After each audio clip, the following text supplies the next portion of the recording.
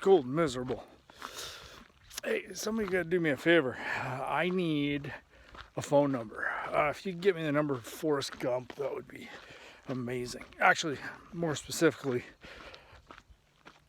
the number for the first psychopath that followed him when he was running for 3 years straight. I need a psychopath. Actually, that probably caused me to run faster. But it's kind of counterproductive because the whole point that I showed up while it was light out was so I don't get murdered or raped. I mean, the second one. That's a bad joke. That's a bad joke. But it's a joke, not a dick. Don't take it so hard.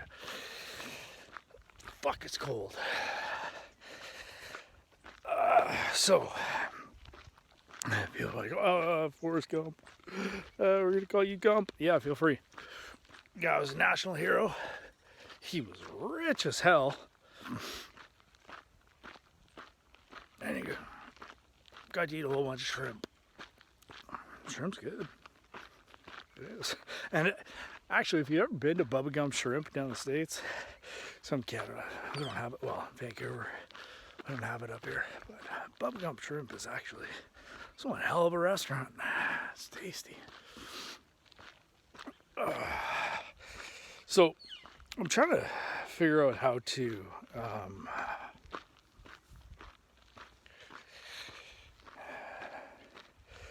what I should put in these videos. Actually, I just finished watching.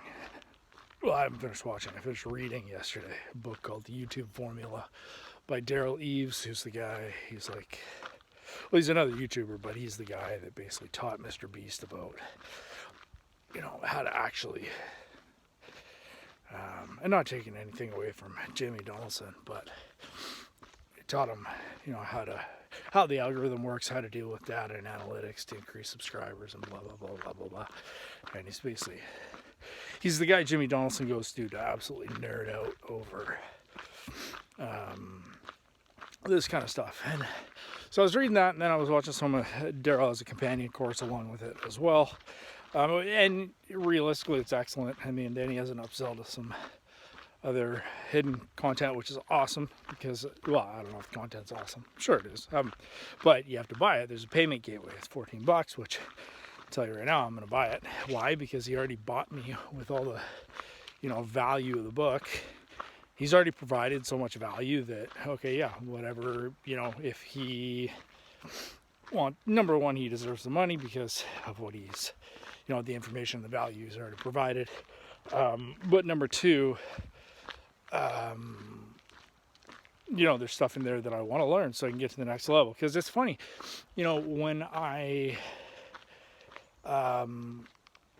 so right now I'm doing a bunch of stuff with the construction industry, and I'll be on sales calls with people, and actually even before the sales call, like we're prospecting online, or there's emails, or, you know, a lot of the stuff I'm doing in conversations through Facebook or Facebook groups or posts. And the first thing people want to know, dude, is there a price? What's the price? You care about money because you don't have it. You know what people who have money care about? Value. I used to tell my staff when they worked for me with Datamax, which the company's still there. I just decided to become a business person instead of a worker. What the fuck was that? I'm either hallucinating. I'll have to check the audio after because it sounded like something was fucking breathing right beside me. God damn. Psycho. Come when it's light out. It'll be safer. Just a walk in the park. Apparently. I used to tell my staff that, you know, you want more money? That's cool. I'll pay you $1 million a year. Legit. I'll pay you $1 million a day. Bring me in 20. You can get us $20 million worth of work. I'll pay you 5% on that. I'll give you $1 million. It's not about, you know, money's such a relative thing that people don't understand because the majority of us got, I mean, a little different with the newest generation coming up, I guess, because you guys see how much possibilities out there. But there is definitely a disconnect between what money is and how people think they need to go about getting it. Because money's only one thing. It's a representation of value. That's it. Back in the day, we used to trade chickens and cows. But then it came along and I'm like, hey, Susie, like a cow, you want some of these chickens? She's like, hell no, I got 4 million chickens. I don't need any more chickens. And I'm like, well, I got is chickens and I really want your cow. She's like, too bad, so sad. Sucks to suck, sucker. I'm like, damn. I'm like, hey, Bill, Susie, we want some goats. You got a goat. Chickens for goats? It's like, yeah, whatever, sure. So we trade, and then I go to Susie, and I'm like, hey, Susie, get these goats. Still want your cow. She's like, yeah, I could use some goats. Trade. But eventually, when you get to like a 47-way trade, it doesn't work very well. So then we came up with money. Money. Came up with money, and now I'm like, hey, everybody, who wants to buy some chickens? And everybody like, holy, we love chickens. Nice. So the chickens, and then, hey Susie, want a cow? I got some money. She's like, oh, I love money. Well, of course you do. Go dig a biatch.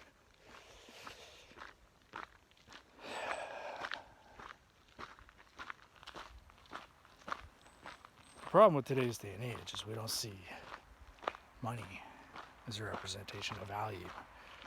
Whereas what it truly is, which is actually, no, I guess I was going to say a representation of problem solved, but that's what it is, when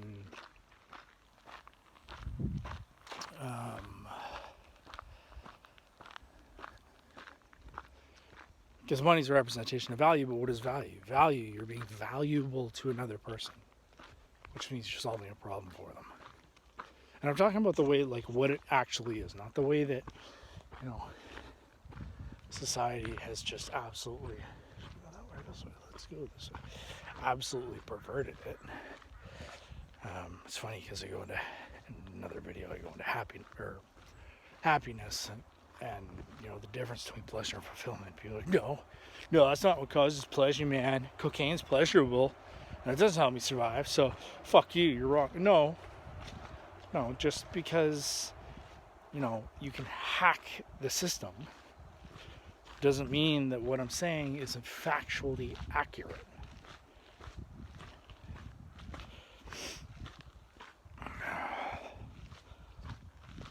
Oh, cold. But if David Goggins can run 34 million miles to Mars in negative 127 degrees with no shirt on, I guess I'll be okay.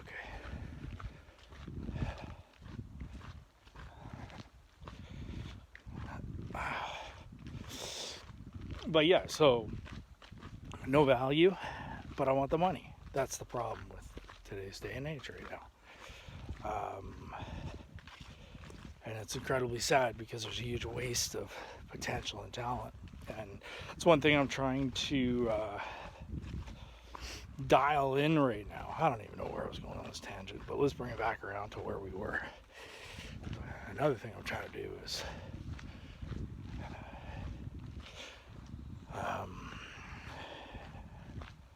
fix the old storytelling skills, or resharpen them. I mean, I studied a lot about them when I was studying filmmaking, when I was in acting school, when I was in my 20s, and I was studying filmmaking and stuff. And in that big bad film world, so it's just sharpening those skills that are there.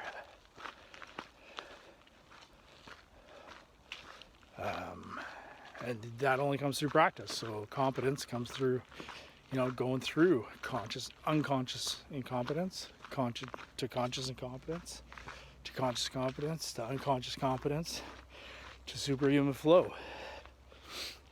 It's funny, actually. I watched Taylor Tomlinson, her Netflix special yesterday. I realized something. Fuck.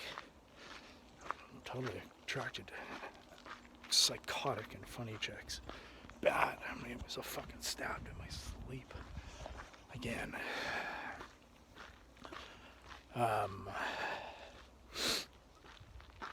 But I was watching that, and then I went on her IG, and you know, one of the questions was, you know, do you absolutely fail or bomb or whatever when you're out there? And she's like, well, no, I never fail anymore. I don't bomb anymore. And the reason why is because I've been doing it for so long. I figured it out. You know, she's been doing it since she was 16 years old. I think she's like 28 or 26, 28 now. And she's been doing it so long, she doesn't even have to think about it. She's at that state of not even unconscious competence, but superhuman flow where you just get out there and you're fucking good. Because you've done it so much, you don't even have to think about it. Right? And, but you can't get there unless you put in the work to get there. It just absolutely doesn't work. Oh, God. So, yeah, but, you know, same with absolutely anything else, is you just got to get good. Morning.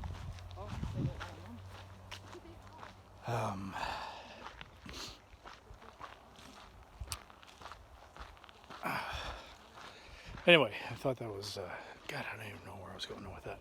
Oh yeah, anywho, I'm trying to figure out, you know, I need to work on telling concise stories with a point. So, you know, they say never have a point without a story, never tell a story without a point. I had to work on that, but it's not something that you just snap your fingers and you get good at. It's something that repetition. And it's every day. Ooh, walk in the park to go absolutely torture myself and hate my life. I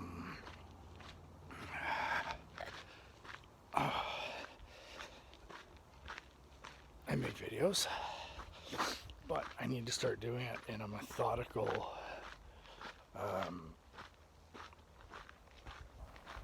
way, and that was one of the things in Daryl's course on YouTube. Was they're very much about, you know, split testing what works and letting the data drive the decisions. And so even here, like, one of the things I got to figure out is, okay, well, what's, you know, this about? What should I be making videos about? And I need to niche down to what I actually care about and what other people care about. And one of the biggest problems I have is trying to not be two things. Number one, trying not to be a fire hose. And number two is to meet people where they're at. And, you know, oh, Jesus, that was the last step. Ugh. You know, what do I mean by that? Well, so over the past decade, like anybody that knows me knows that I consume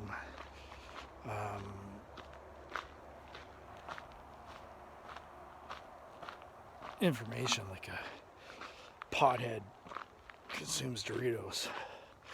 Like, that's all I do. But the reason why is because, you know, you study the most successful people in the world, that's what they do.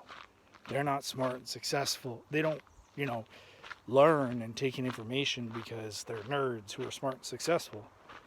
No, they're smart and successful because they put in the work to get smart. And because they're smart, they're successful. It's not rocket science. We're all the same. But until you go and study those people, you don't know that. And the reason it's interesting because another video I'm going to make is about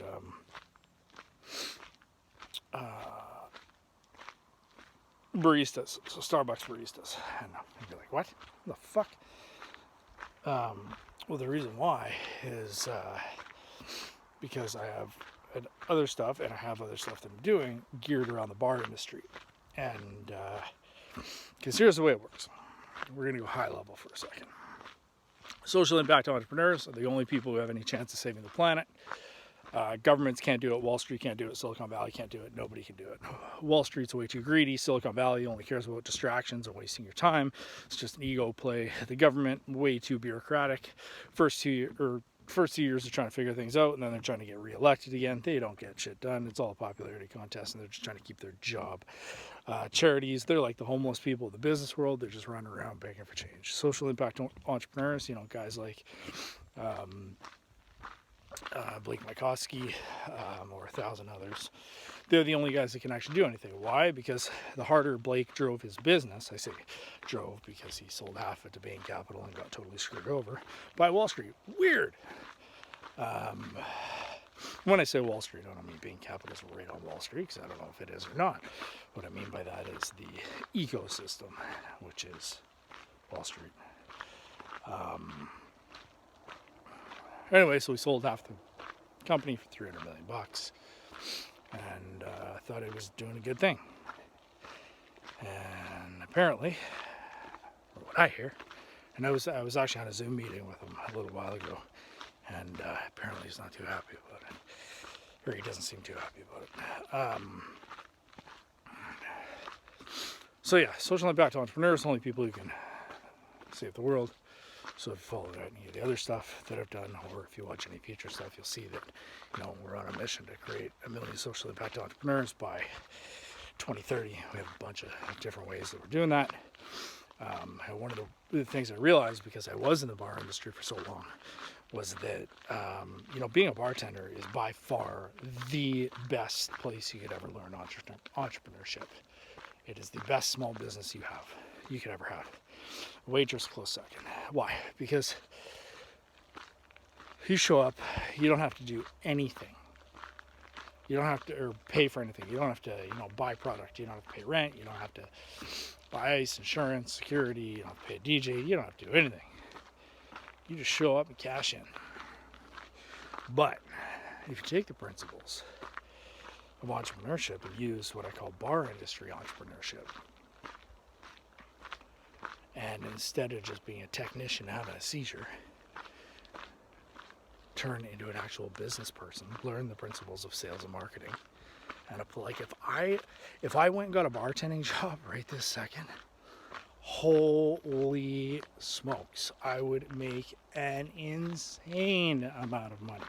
Because I look back over my 10 years bartending, especially when I was in like high volume nightclubs, and I just feel like, whoa, like, if I knew how to find the right avatar, find the right, persona, market to them, and, sell to them and make them deliver them the customer service in the way that now I know 100% they want or would want. And the reason they're coming to the bar, nobody's coming to the bar for a drink. They got booze at home. They're coming for an experience they can't get at home. For each person, on a micro level, it's different. Macro level, it's the same. Happiness and hope for a better future. But on a micro level, like, you can figure out what they want and you can deliver that to them, holy fuck, you're rich. You got a customer for life. They will throw their money at you. And guess what? When you have 600 people throwing their money at you because you understand them and why they're there, well, no, half the time I was drunk. Half the time I was just, hey, fuck you, what do you want? Here you go. Get out of the way. I want to get to the hot girls. I didn't know what I was doing. Why? Because we don't know what we don't know until we learn what we don't know about what we don't know. And I was never, owners, same thing. Technicians having a seizure. And if you don't understand that reference, it's from the book, The E-Myth, which was written by Michael Gerber. And it says, most people that own businesses are not entrepreneurs. They're technicians having an entrepreneurial seizure. So they're like, oh, I hate my boss and I can do the work. I must be good at business and I can go run a business. And then they just get destroyed because they realize they don't know anything about business and their ego comes into play and they won't go learn anything and they get destroyed. So with, the bar industry, if you can take your bar job and go and do that, well, what it allows you to do, what it allows me to do, is the bar industry allows me to teach people the principles of entrepreneurship without them having to go out and get the shit kicked out of them. It's basically like kindergarten or preschool for entrepreneurship. Here, let's teach you all the principles. Let's teach you everything you need to know in something that is instantly profitable because somebody else has already fired it. It's almost like a franchise. Somebody else has already, except you don't have to pay for it. Somebody else has already fired everything up. You show up and you can just, through trial and error and repetition, just get better. It's like a batting cage. It's like, oh, I built this big batting cage. You want to show up and, hit some balls, and then eventually you can go play the game because you're good enough. So the point of this is that, with the bar industry, so I want to take these bar industry employees, teach them entrepreneurship, and then show them how to go out and build their own businesses and create social impact businesses that can go out and change the world. So I basically teach them entrepreneurship and then teach them social impact entrepreneurship. So where do baristas come into this?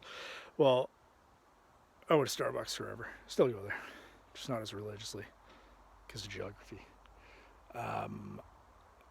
But what I realized was, wow, I'm watching them do their job, and I'm like, they're way better bartenders than 98% of the people that I have, 99% of the people that I worked with.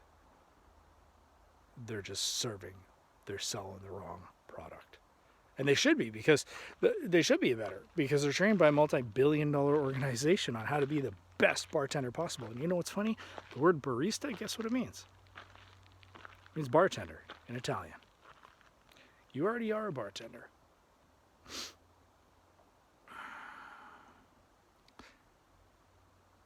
But you're a bartender making minimum wage instead of $120 an hour. Which, when I was working at clubs, that's what I made on average. So I'd show up twice a week, 4 hours, Friday, Saturday night, make my $1,000, go home. The rest of the week, I got to learn what I needed to learn so I could do what I needed to do. I went to film school, I studied filmmaking, went to the film industry. I wanted to be a fighter pilot, went and tried to do that, started my business. And, bartending,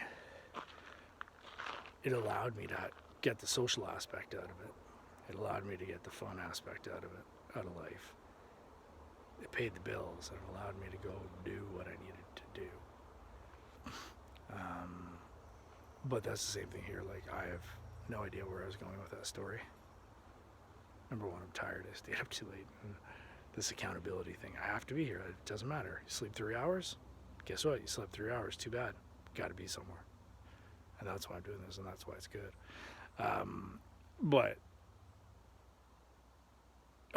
where I was going with that. So if you see the spread from, okay, I want to help a barista get a bartending job, all the way up to why I'm doing everything, and you get up to the fact that, million social impact entrepreneurs, save the world because the world's fucked. And if you don't know how fucked it is, that's, just ignorance on your part. Go to the United Nations website for their sustainable development goals and just dive down that rabbit hole. Go read the book Thirst by Scott Harrison. That book had me crying like a little baby when I was in Vegas. We got to Vegas on New Year's Eve a couple of years ago and retired from flying down there or whatever. So we're taking a nap before we go out, sort of like prepping ourselves. And Natalie's sleeping beside me, and I'm reading the book Thirst by Scott Harrison. And I almost died because I was crying so hard that but I didn't want to wake her up. So I was like kind of sobbing and choking. Snot pouring out of my face because I didn't want to wake her up. But that book, you know nothing about the world, and you're in the Matrix, and you're totally sheltered unless you go explore. The funniest thing in the world is kids that get out of high school, and parents and teachers are like, figure out what you want to do with your life. You've known 10 square miles and 1,000 people, and now a whole bunch of bullshit that people post on Instagram. Fake life. what you want to do with your life means, or figure out what you want to do with your life, figure your life out means make money, get out of my house so I can have my life back. You've been here for 20 years. Beat it.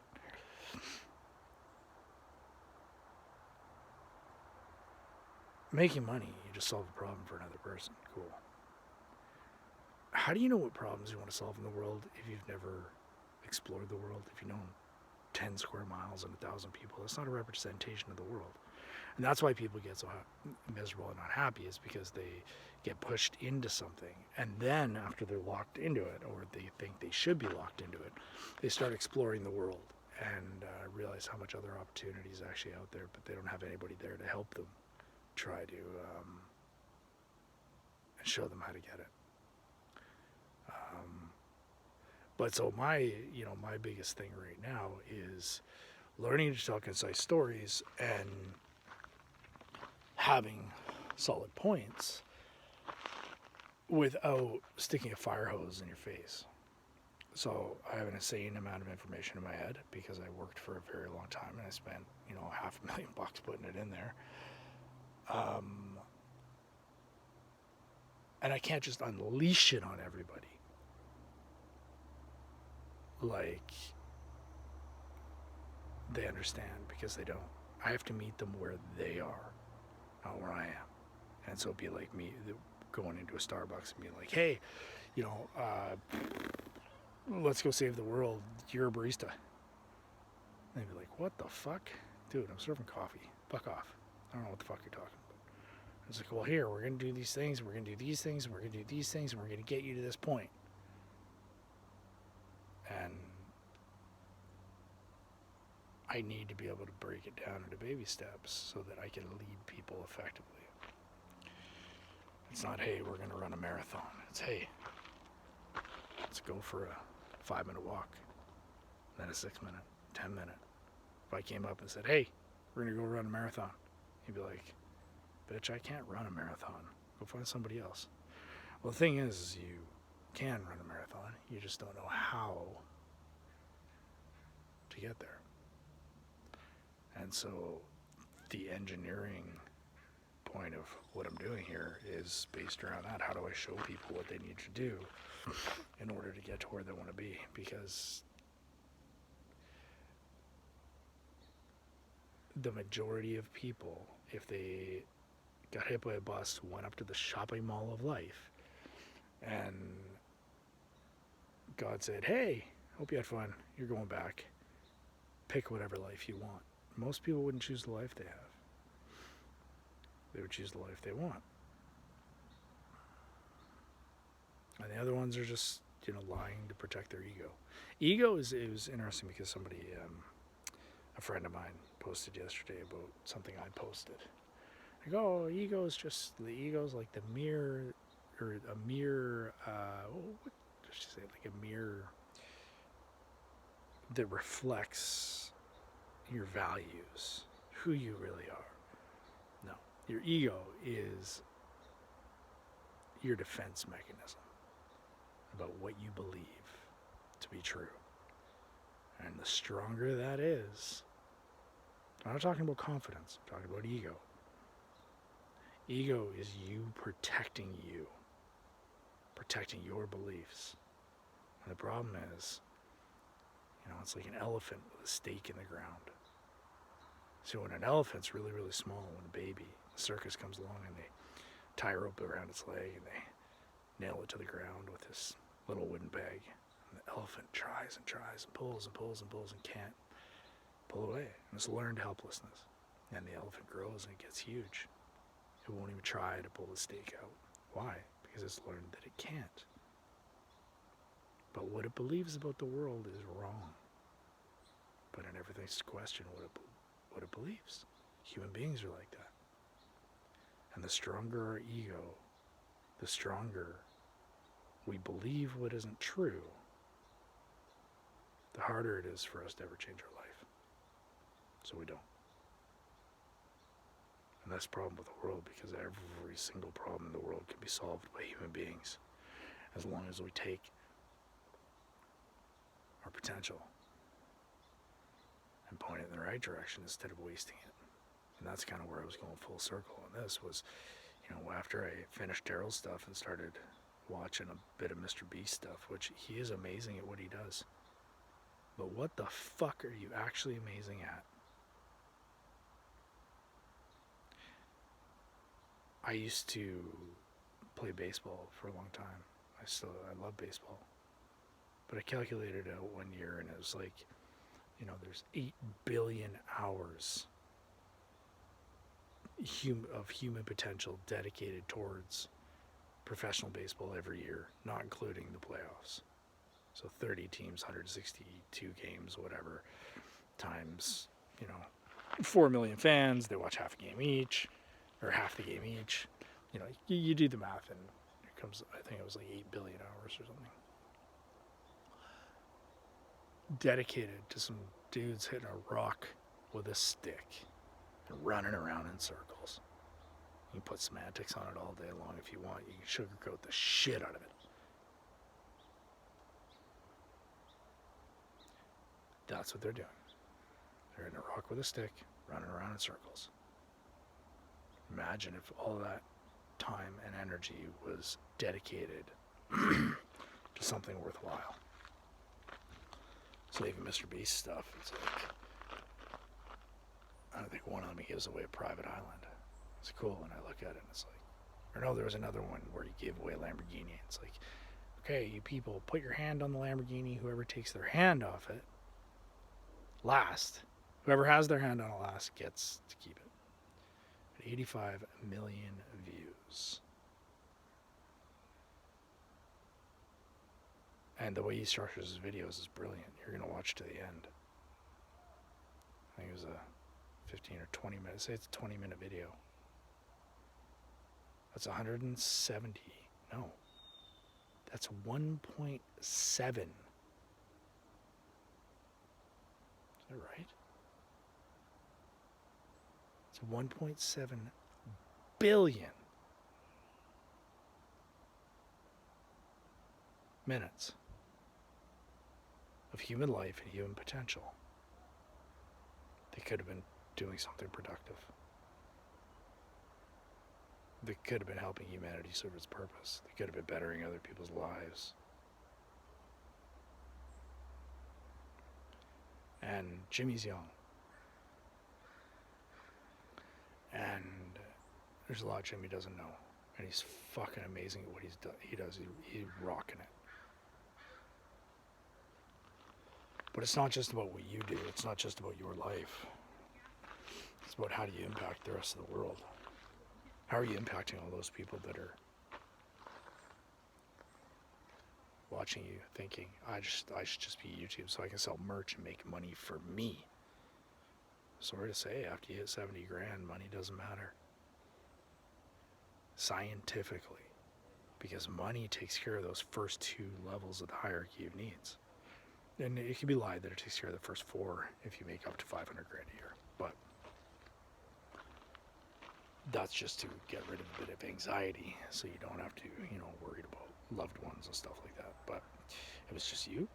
And the 500 grand is so you can spend an insane amount of money on education and information so that you can become insanely valuable to other people, because those upper levels of the hierarchy of needs can only be fulfilled by helping other people. That's it. And that's why Jimmy does it, because Mr. Beast does it, is because it makes him feel fucking amazing helping those people that are in front of him. But unfortunately,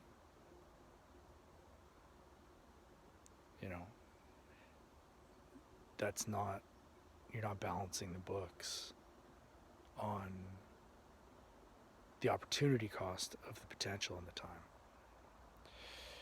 Because all of those people out there, if they were doing something worthwhile instead of binging, and his stuff, he's a master. He's probably, I would say, the best YouTuber out there on how analytically driven he is and how well he knows how to game the system and give people what they want to make them do what he wants. which is keep watching my videos. Are they fun? Yeah. Are they entertaining? Yeah. Do they solve world hunger, save the whales, deal with climate change, solve any of the actual fucking problems in the world that we need humans to solve? No. 100% not. Yeah, that he planted 20 million trees or some shit, used his fame for good, which is amazing.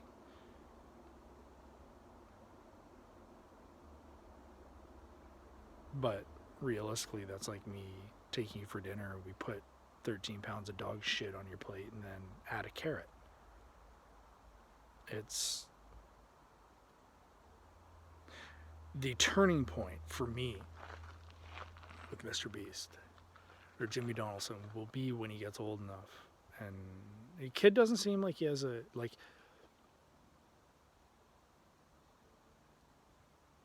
I have nothing bad to say about him other than the ignorance and misalignment of focus. He needs to find a bigger purpose. And the day where I will look at Jimmy and smile is when he figures that out. And he looks at other people and he says, don't do what I did. Because I did it as good as you can do it. And it's not going to make you happy. It's not going to get you what you actually want in your life. This is what I figured out. And you should do this instead. This is how you should align your life. This is what you should do with your life if you truly want to be happy. And it's science. Neil deGrasse Tyson says it. You know, you can argue. The good thing about science, doesn't care whether you believe in it or not, it's still true. Your ignorance plays absolutely no basis on science. And your happiness is based on science. It's a chemical reaction in your body. That is it. Learn how to control it. Learn how to control your life. Because it's funny, everybody only wants happiness and hope for a better future, which hope for a better future is just more happiness in the future.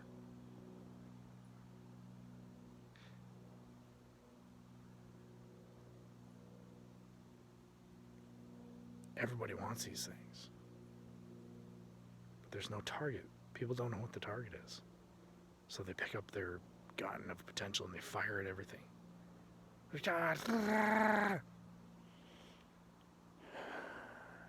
nobody ever came along and said, hey, this is exactly what happiness is. And this is exactly what causes it. I guess I should probably put a card up here somewhere for the video on happiness.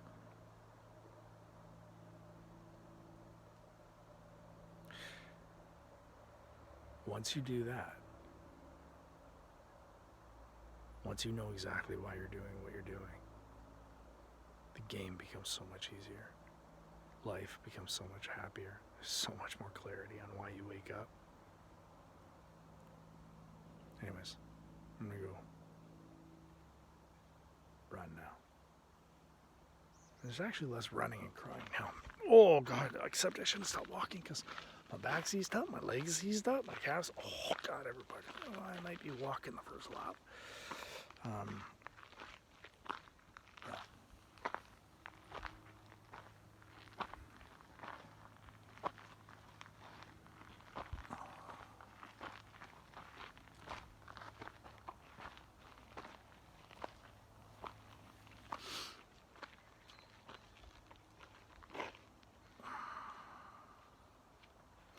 My biggest thing is I need to figure out what this channel's about.